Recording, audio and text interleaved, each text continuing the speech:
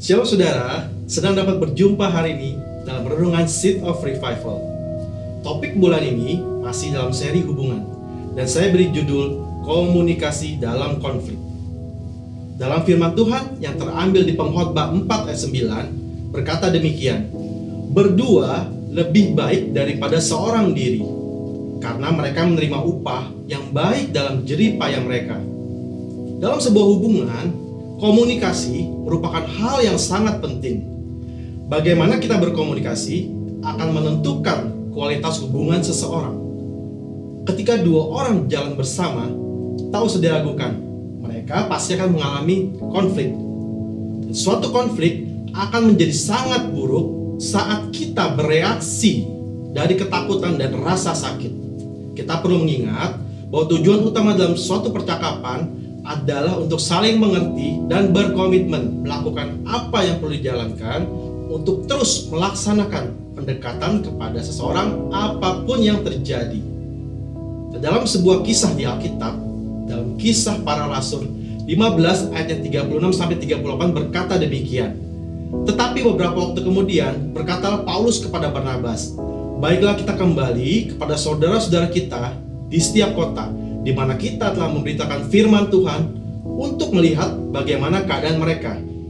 Barnabas ingin membawa juga Yohanes yang disebut juga Markus, tetapi Paulus dengan tegas berkata bahwa tidak baik membawa serta orang yang telah meninggalkan mereka di Pamfilia dan tidak mau turut bekerja sama bersama-sama dengan mereka.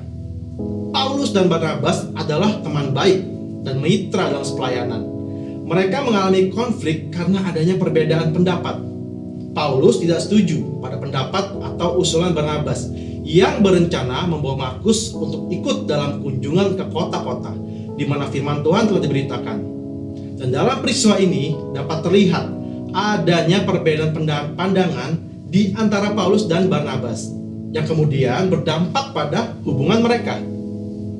Dan dalam kehidupan sehari-hari, perbedaan pandangan dan pendapat adalah hal yang wajar. Biasa kita jumpai dalam setiap aspek kehidupan kita. Namun, apakah kita selalu menganggap bahwa pendapat orang lain itu keliru atau tidak benar, sedangkan pendapat kita yang benar? Nah, firman Tuhan berkata dalam Roma 14 ayat 1, terimalah orang yang lemah imannya tanpa mempercakapkan pendapatnya.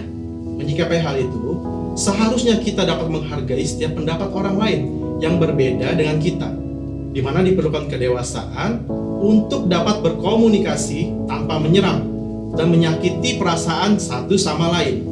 Nah, perlu kedewasaan juga untuk belajar mendengar dan tidak memotong orang lain saat mereka berbicara. Yesus senantiasa menciptakan kesempatan bagi murid-muridnya untuk memprioritaskan hubungan mereka di atas luka hati, kebingungan, dan ketidaksetujuan. Hubungan dengannya lebih penting di atas hal yang lainnya. Dan hasilnya, para muridnya sanggup menjungkir balikan dunia pada masa itu. Saudara yang kasih dalam Tuhan, mari bangun komunikasi yang sehat. Dan di atas semuanya itu, kenakanlah kasih yang menjadi identitas manusia baru kita. Dan percayalah, kemenangan pasti terjadi. Tuhan memberkati.